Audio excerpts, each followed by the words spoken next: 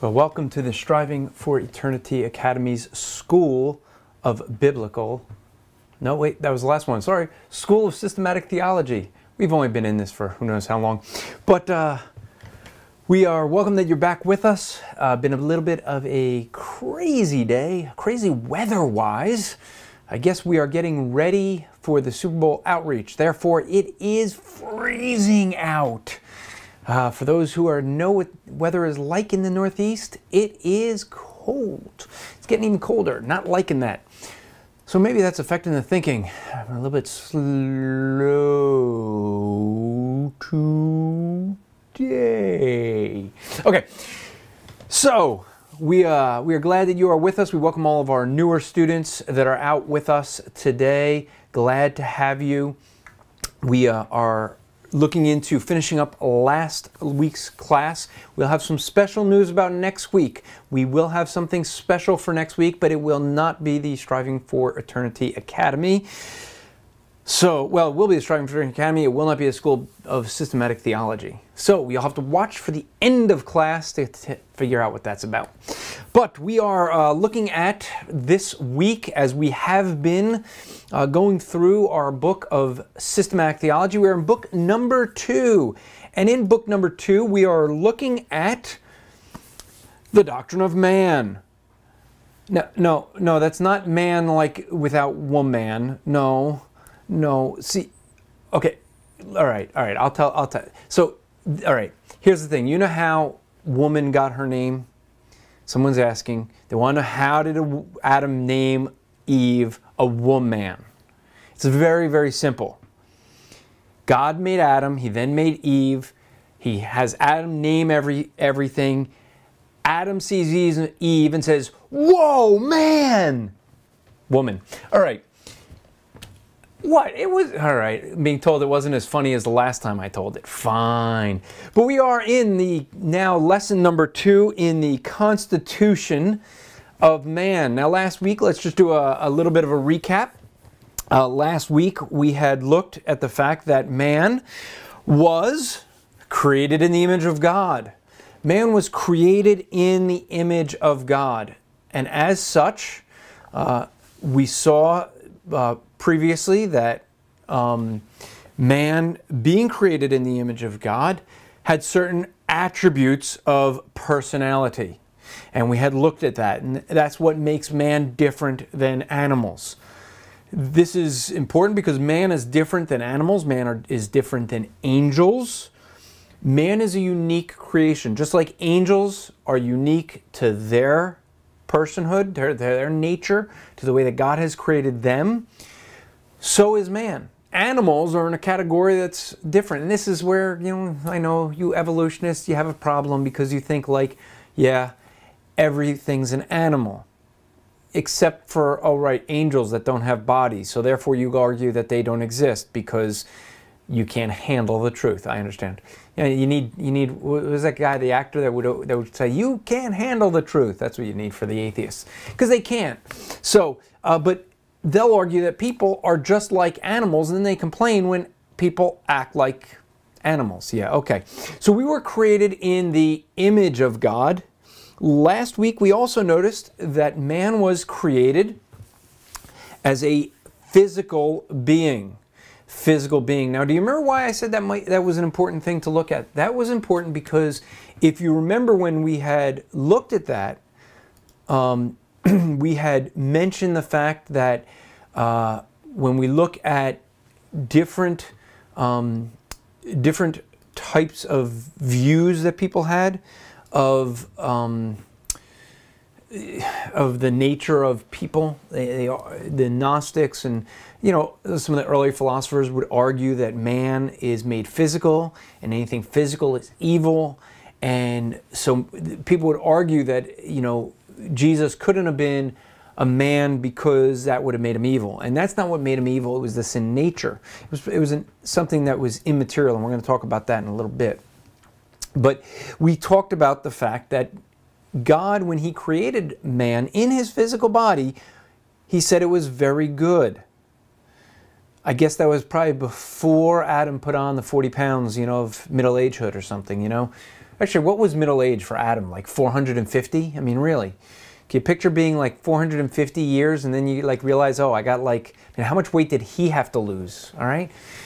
But it's probably because he didn't have processed food. So anyway, so here we have the reality is as we look into lesson number 3, and I hope if you have your syllabus, which you can get from going to that site down there, you'll be able to pick up your syllabus and follow along with us. But if you are in your syllabus, we are in Roman numeral number 3 this week, and we are looking at the fact that God created man as a spiritual being. That he created man as a spiritual being. And so, as a spiritual being, we see that man possesses both the physical and, or you could say physical or material, and immaterial nature. And that's your blank there, immaterial nature. In other words, there is part of man that is physical or material, made up of matter. And there is a part of man that is not. Boy, is this a problem for those that try to argue for atheism. Because by arguing for atheism, what they're trying to do is they're trying to argue that they are only physical things. There's no immaterial things made of them. I guess things like the conscience and their ability to reason and thinking and knowledge and truth and morality, all of that they'll argue is, oh, that's just a product of the brain. Really? So think about this. If you're going to argue that reasoning is something that came about only through teaching, like through understanding things by evolution, by being taught there, as we look at that, people will argue, oh, we'll see that it's neurons flying, going on in your brain. Well, how do you actually know then that your brain is firing on all pistons?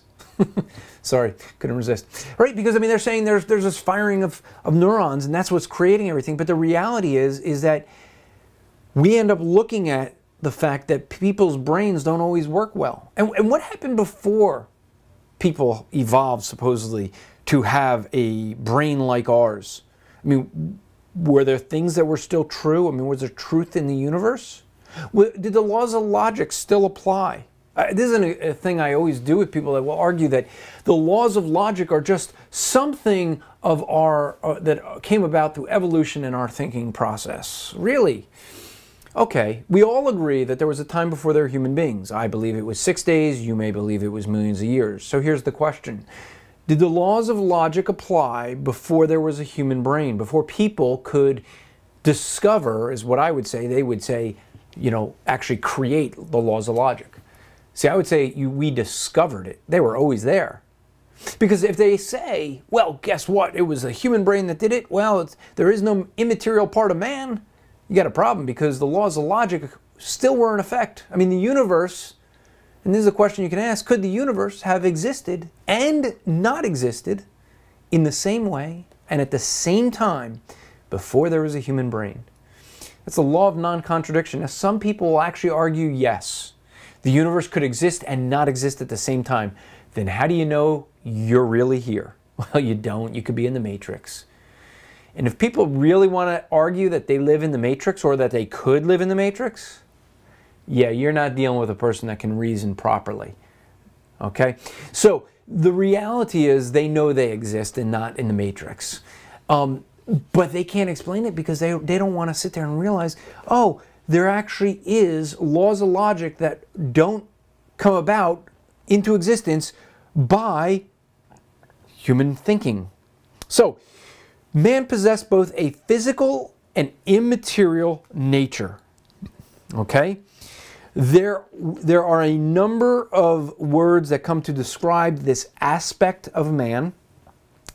And so when we have this, we're going to get into a debate that some do. I won't debate with you. If you want to debate me about this,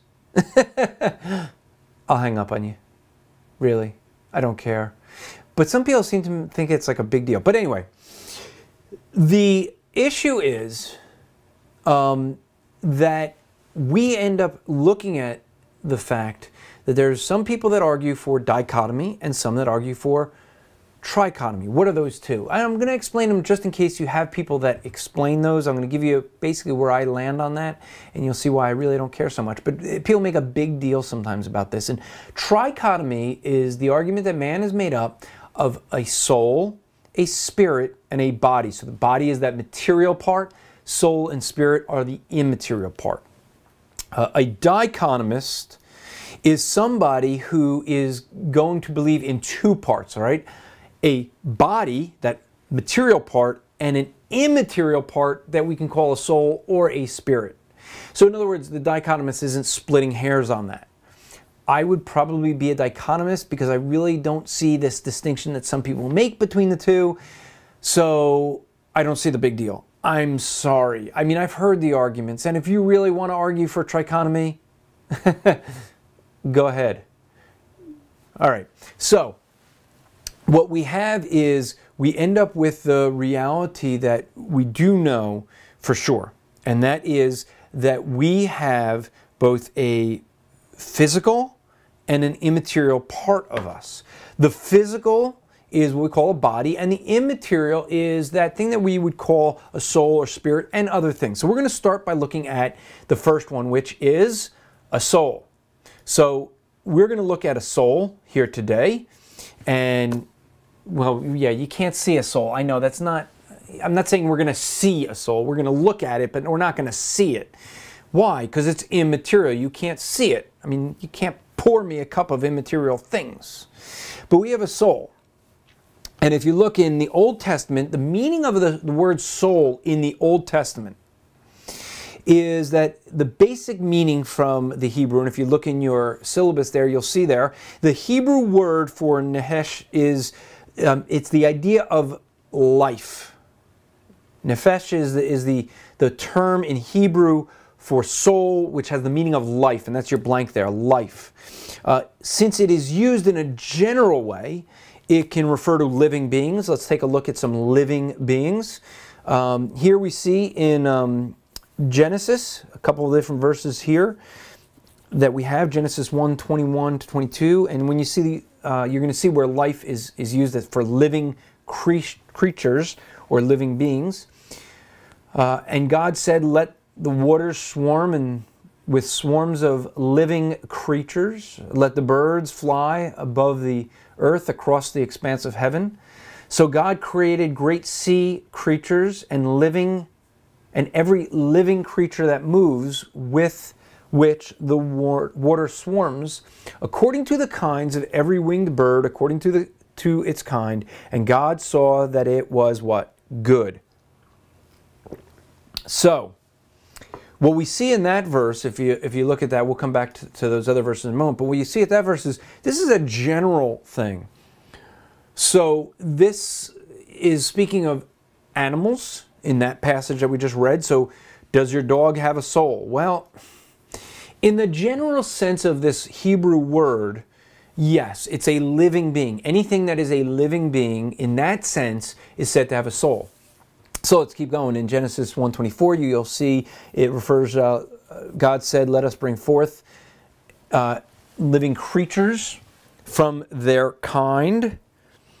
And so that is speaking of livestock and creeping things and beasts of the air. So you see, this is a general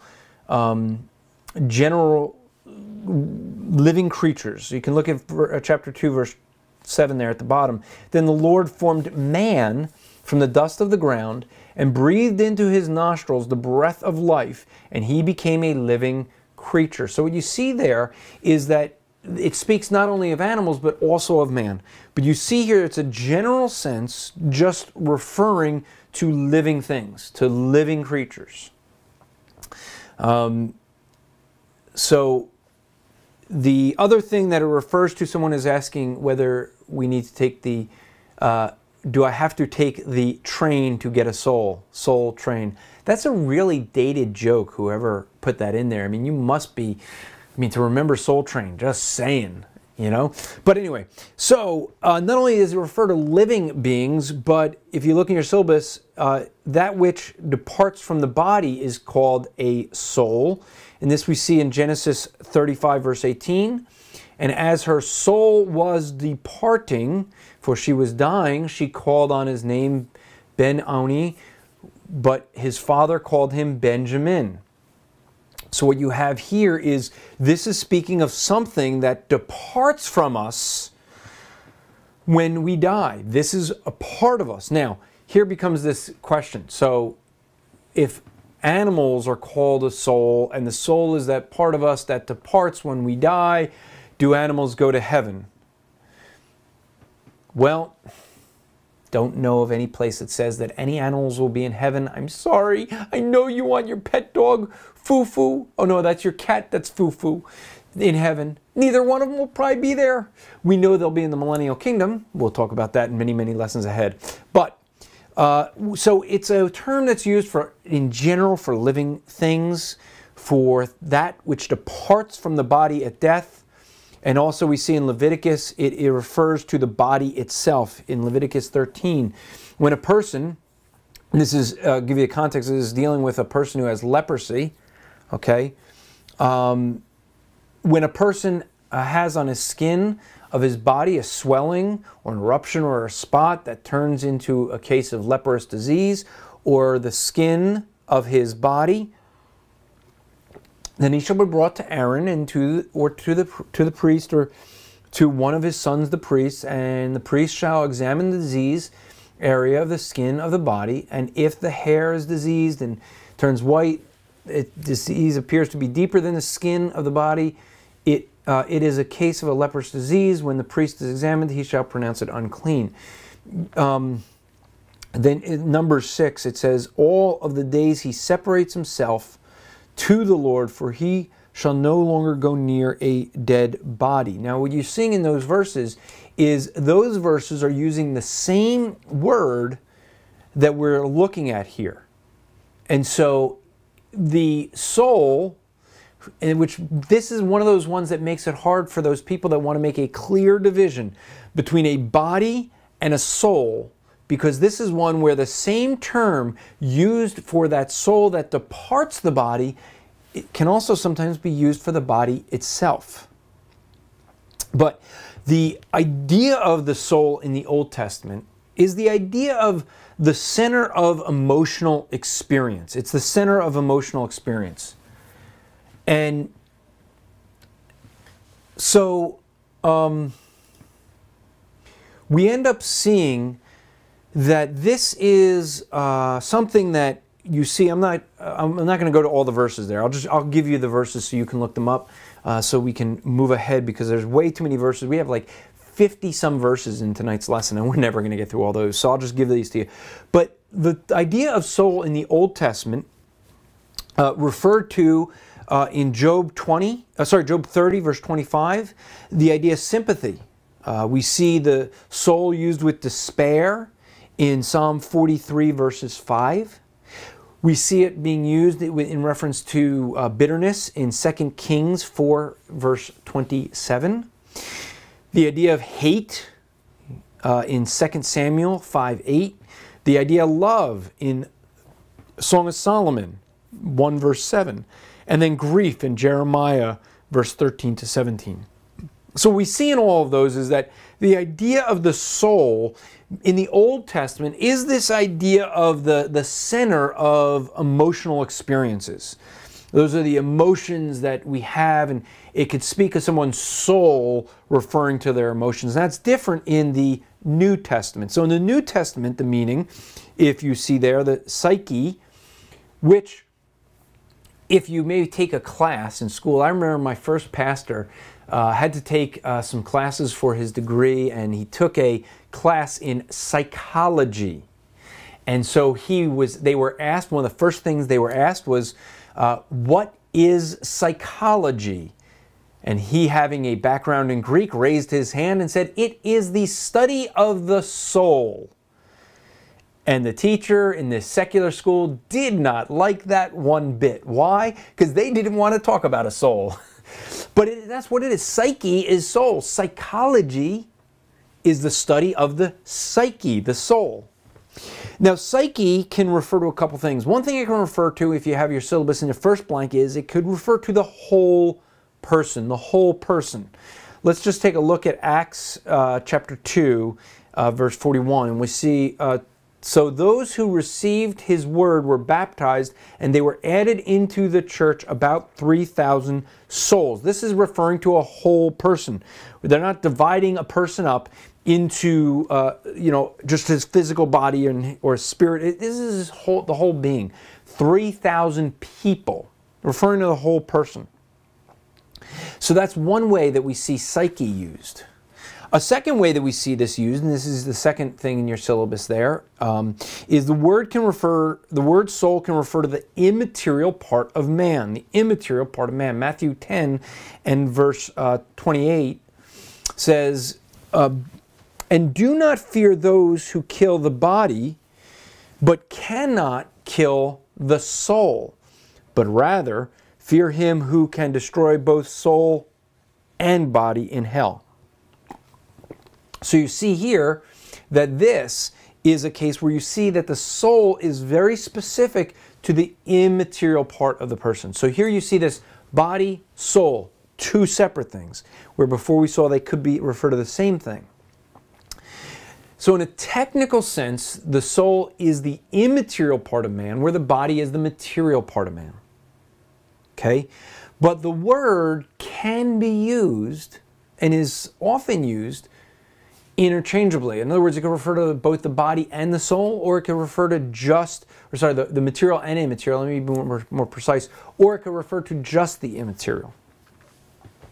But one thing we also see in the book of Revelation is that it also designates those who are in the eternal state. Let's look at that in Revelation 6 and verse 9.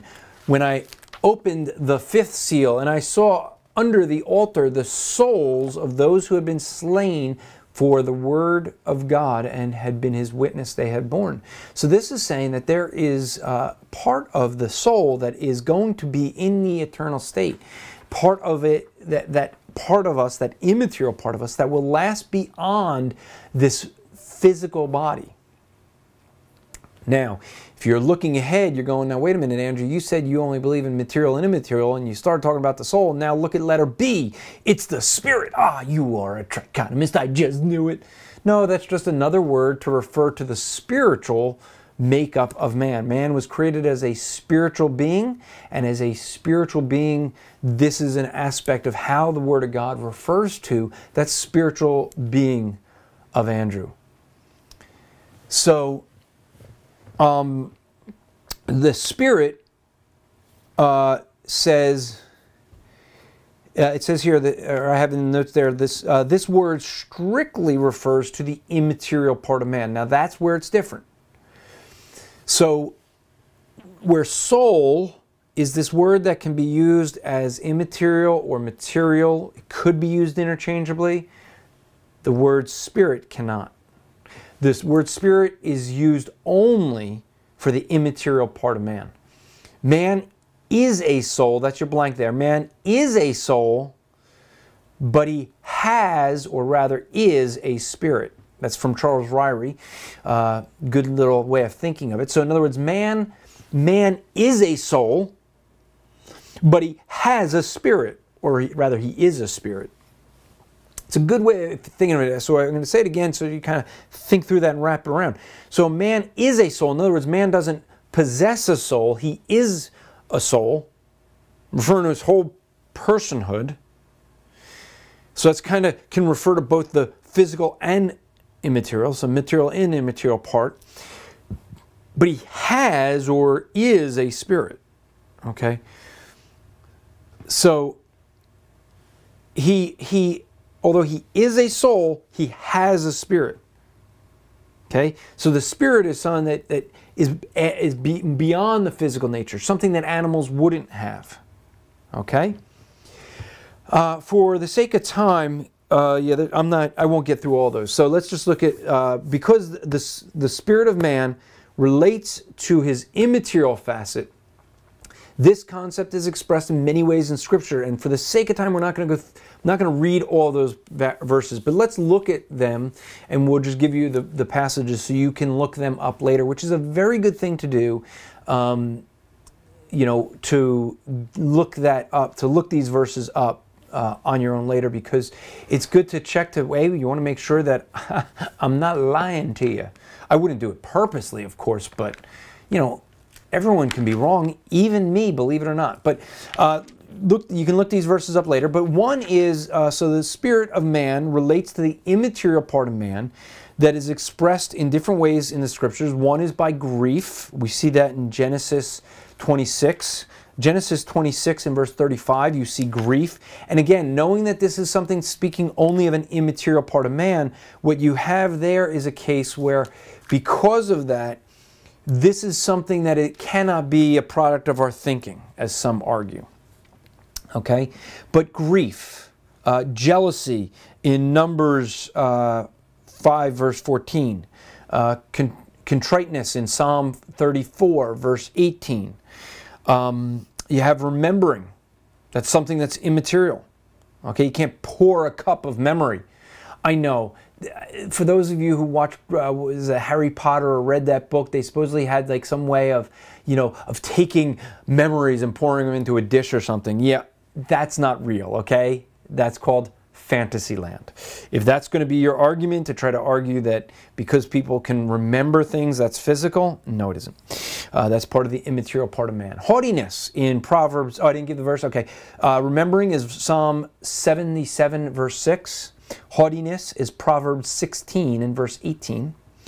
Thinking, let's bring that one up, the Isaiah. So this is Isaiah 29 verse 24. Do we have that one? Because people think that thinking, to those who go astray in spirit will come to understanding, and those who murmur will accept instruction. So you see here, he's saying, and leave it up to straight, you're seeing that he's saying very specifically, this is a spirit, and the spirit is going to be something that can come to understanding. So the immaterial part of us can come to understanding. Then we have humility. Matthew 5 and verse 3. Vexation in John 13 and verse 21. So since the Spirit can yield undesirable traits, attention must be given to the spiritual life. I mean, a lot of people kind of take for granted their spiritual life. They don't give much, they don't do enough discipline as we do our physical bodies. I mean, if we're going to stay in good physical shape, then we are going to have to give good attention to our physical condition. We have to eat right, we have to exercise, we have to take care of physical disciplines. The same is true for our spiritual body. Because we are a spiritual being, we have to take care of that spiritual nature of man as well. And because of that, we have to be aware of the fact that this is something that takes discipline. All right? We can't take for granted our spiritual nature. So let's move on from the spirit to letter C there, and that is the conscience. The conscience. And so the conscience is that part of man which convinces, that's your blank there, convinces him to do what is right and to not do what he thinks is wrong. That is the conscience. The conscience, I like what my first pastor said, is that the conscience is kind of like a guardrail on a road. It is something to keep you from going off the rails, to go off the road and into danger. But the problem is that you can keep banging your car into those guardrails and they keep knocking and knocking over just a little bit each time. But by repetitively banging up against that guardrail, eventually the guardrail gives way and no longer acts in that protective sense. And then what happens is when you hit that guardrail one too many times, you go over the cliff. That's the problem. Our conscience is something that can be seared. It can be banged up against enough times where we try to convince ourselves that wrong is right to where it no longer convinces us that wrong is wrong. So we have to be careful of that, because you don't want to go off the cliff, all right? For the unsaved, the conscience is not completely reliable, though. I mean, for an unsaved person, they are bound by or enslaved, really, to sin. So they're not going to be able to reliably count on their conscience. You can look at Titus 1:15. Let's just grab that one. We could look at others. But to the pure, all things are pure, but to the undefiled and unbelieving, nothing is pure. But both their minds and their consciences are defiled. You see, so what you have here in that verse is that both their mind and their consciences can become defiled. Now, for the saved, the conscience prods him to do what's right. Why? Because he has the Holy Spirit. But what are the things that it concerns us with?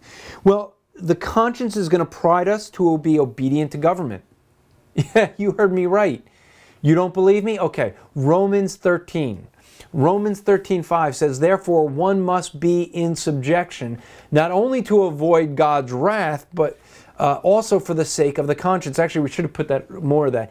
The context of Romans 13 is obeying your government. Now, in case you think, well, hey, Paul didn't understand our form of government. Well, his form of government was a dictatorship. He didn't vote, okay? So what you see there is a case where you have a conscience is, for the believer, is to prod him to obey a government, even an unjust, unrighteous government. Okay, to submit to unjust employees. Now, you say, well, where do you see employees and employers in the Bible? Well, 1 Peter chapter 2, let's look at that one, and you'll see, for this is a gracious thing when mindful of God, one endures the suffering while suffering unjustly. This is in the context of slaves. Yeah, slaves were kind of like our modern day slaves in that day, what the Bible talks about as modern day employees. So even when you have an unjust employer, you should submit to them, just like you should to an unjust government. With respect to the conscience of a weaker brother or sister in Christ, let's bring this one up, because this is 1 Corinthians chapter 8, verse 7, 10, and 12. However, not all possess this knowledge, but some through former association with idols eat food that is really offered to an idol, and their conscience being weak is defiled. For if anyone sees you who have knowledge eating in the idol's temple, will he not be encouraged if his conscience is weak to eat food offered to idols? Thus sinning against your brothers and wounding their conscience, when it is weak, you sin against Christ. So what you have here is the case that you have, and this is hard for some believers to understand, but if you look at that passage, you have a case where you have some people, they basically got some meat really cheap. It was food, meat that was offered to an idol. An idol isn't anything. So what they do is they offer the food to the idol doesn't eat it, they go out the back, sell it at the market, and that was like a thing you shouldn't do. You can't eat meat offered to an idol if you're like in these pagan religions. So the meat was not as valuable, so you had people that didn't care that it was offered to an idol buying it. That's what you had. Now, that being said, you could have someone that was a weaker brother, came out of paganism, and they really struggled with this whole issue of meat offered to idols. And so what you have is you have a case where the question is, you have to, what do you do in a situation? You're in an unbeliever's home, and they offer you dinner, and the dinner was meat offered to an idol, and you got this unbeliever or young believer here who's kind of struggling in his conscience. Paul says, because a lot of people think that the one you choose to offend is the believer because he can get over it, and don't offend the unbeliever because you want to share the gospel with them. That's not what Paul says. Paul says that our conscience should prod us to be more concerned with our brother or sister's conscience, even if they're immature. Yes, the food is nothing, but your brother and sister's conscience is more valuable. And for the sake of their conscience, you don't eat the meat. In other words, for some people, they have to understand what that's basically saying is your weaker brother's conscience is more important than the gospel. Did you hear that? I know some people struggle with that. Oh, but I got to eat the meat because I got to evangelize. I got to be able to share the gospel with this person. No, we are to be more concerned with our brother or sister and not to cause them to stumble than we are with making sure we're evangelizing, okay? Lastly, in your conscience, it prods us to testify towards spiritual activity. Spiritual activity. So let's move on to letter D there, the mind. The mind. And throughout Scripture, there is a clear distinction between the unsaved mind and the saved mind. Okay, there's a difference there. The mind is the concept behind the Old Testament idea of the heart. An unsaved mind is described as being reprobate in Romans 1:28, blinded in 2 Corinthians 4:4, vain in Ephesians 4:17, darkened in Ephesians 4:18, and defiled, as we read in Titus 1:15. But the saved mind is different. And by the way, did I give that blank there? So the blank that was there in B is heart. It's the idea of the heart. The saved mind, however, the believer's mind is the center place of spiritual development. That's your blank there. In the New Testament, for a saved mind is the idea of the place of spiritual development. In the New Testament, we see that the saved mind is described. The mind is to be understood, to understand truth in Luke 24 and verse 45. The mind is renewed in the dedicated Christian in Romans 12 verses 1 and 2. We see that the mind discerns doubtful things in Romans 14 verse 5. We see that the mind pursues holiness in 1 Peter 1:13. And then lastly, the mind understands the Lord's will in Ephesians 5:17. If you feel that I gave you those too quickly, you can feel free to back up, watch it on YouTube, back it up, and re-listen and write all those verses down. Okay, so the second to last one that we have left in tonight's class is the flesh. The flesh. And while this phrase often refers to the physical body, it also describes the sin nature that is the immaterial aspect within man that opposes God. That's your blank there, opposes God. In other words, and there's many, many, many verses on this, the fact that we have a sin nature, something within us. Let's just look at Romans 7. How about that? Actually, that's yeah, we could look at that. Romans 7. For I know that nothing good dwells within me, that is my flesh. For I have the desire to do what is right, but not the ability to carry it out. This is speaking, now I believe, this is Paul speaking of his previous life before he got saved, but you can argue about that. But either way, there's other verses that you can look to. 2 Peter 2:10. Do we have that one? 2 Peter 2:10? Let's look at that. Especially those who indulge in the lust of the defiling passion and despise authority, behold, willful, they do not tremble for... actually, was this one a verse? Actually, I think it's verse 11. Maybe we got the wrong one? Okay, I'll look that up. Maybe verse 11, it says, we war against the soul. Our flesh wars against the soul. So, but what you see there is the idea of the flesh is more than just our physical body. And this is something to remember when we do hermeneutics, right? Which is the last school that we had talked about. you need to understand what words mean in the time that they were written. And the idea of flesh didn't mean the technical word of the skin, this part of us that's our outer body that we medically call a flesh, but it also had the idea that sin nature, that sinfulness of us. The flesh is also referred to that immaterial part of us, that aspect that is opposed to God. All right? And then one last way to talk about our spiritual being is the heart. The heart. The heart in both the Old and New Testaments expresses an individual's seat of life. That's your blank there. Seat of life. It is the idea of where life is from, the center of his life, his intellectual life in Psalm 119, verse 11. His emotional life, Deuteronomy 6:5. His volitional life, the will, Hebrews 4:7. And then the spiritual life. And you can look at 1 Peter 3:15. What we see here, though, is that man is a spiritual being.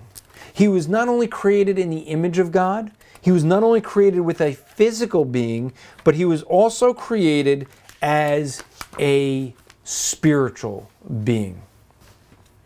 Now, if you have your syllabus at the end of this lesson, you will look and see that you have some thought questions. And those are some thought questions we will be posting onto the Facebook page. And we will see on the Facebook page, you'll see people answer. What we're going to encourage you to do is go to the Striving for Eternity Facebook page. And even if someone else gives the same answer, answer it anyway. You get credit. What do you mean you get credit? That's right. Sometimes, at random, what we end up doing is we end up sending out gifts to those who are the best participating students, or in the Facebook page that answer these questions. So you never know what you might get, and you never know when it might come, because we just like to give around here. So if you have any questions, you can email us at academy@strivingforeternity.org. academy@strivingforeternity.org. Feel free to email us any questions that you have. Now, we also want to say that next week we are not having the systematic theology class. When we do pick up our systematic theology, we will start a brand new doctrine. We're going to be looking into the doctrine of sin.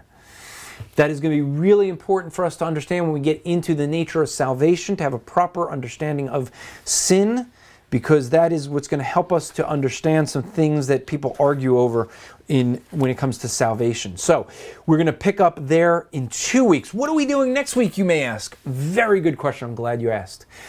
We are going to be looking at meeting with some special people who are going to be part of the Super Bowl outreach. Oh, is it going to be some of the really well-known people? No, they are going to be people that are going to be part of my team. They do not know that they are going to be on the show yet, which means they are students of the Academy, and we're going to see if they were watching before the Super Bowl. If they're not watching, they're going to be surprised when they're on camera. We're going to have fun. So, but that will be what we're going to do next week. We're going to give you an update of the Super Bowl outreach, and that's what we're going to do. But now is the time that I know some of you look forward to, which is where we pick different people at random, well, somewhat random, that we want to encourage.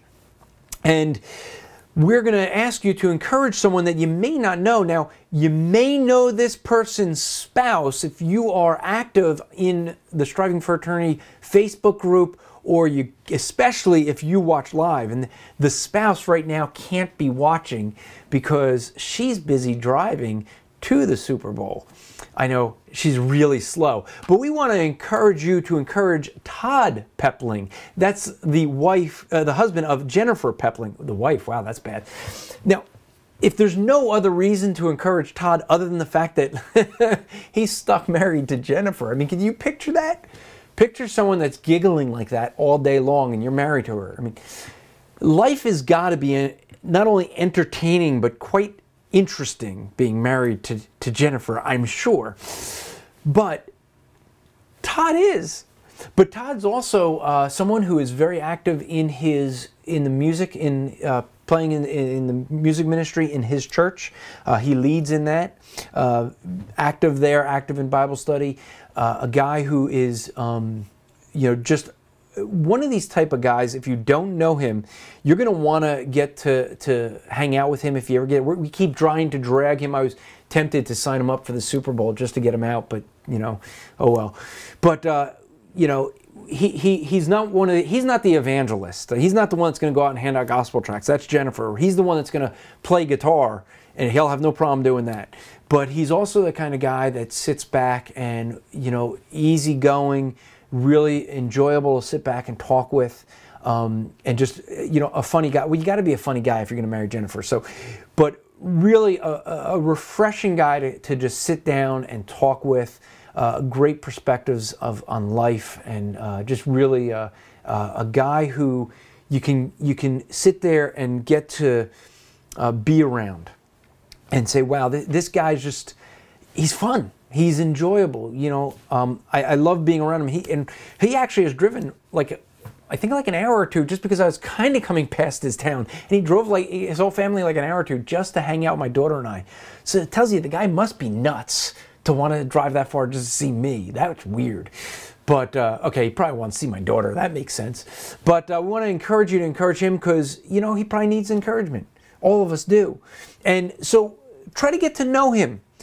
Contact him, email him, Facebook him, say, hey, how you doing? Tell me about yourself. Get to know him, and then just try to encourage him this week. Whenever you're watching this, even if you're watching this 3 weeks from the live show, maybe he needs encouragement that week. I'm always encouraged to hear how so many of the people that we ask you to encourage will contact me and tell me how people publicly and privately were an encouragement to them that week, and how they kind of needed it, and we didn't know it. We just put their name out there, and we didn't know that they really just needed encouragement that week. They needed, they were down in the dumps. They were sad about something. You could pray for Todd this week. He's home with his boys as his wife is out driving to do ministry in New York City. So she's going to be at the Super Bowl outreach with us, and she's got some other things with the ministry she's part of before that. So, hey, look, some guys have a hard time being with the kids all day. They're not, they think it's, some guys it's tough because they work all day, and then they got to rush home and cook and take care of the kids, and so it makes it harder. But he is the kind of guy that he's letting his wife go off and do the ministry. She wouldn't be able to do the ministry she does if he wasn't taking care of things while she went out, and she takes care of things while he's at work. So he allows her to go and do those things. So he could use your encouragement this week. So I'm sure. So next week we won't have the regular class. We'll pick up our class in 2 weeks on the doctrine of sin. And until then, remember to strive to make today an eternal day for the glory of God.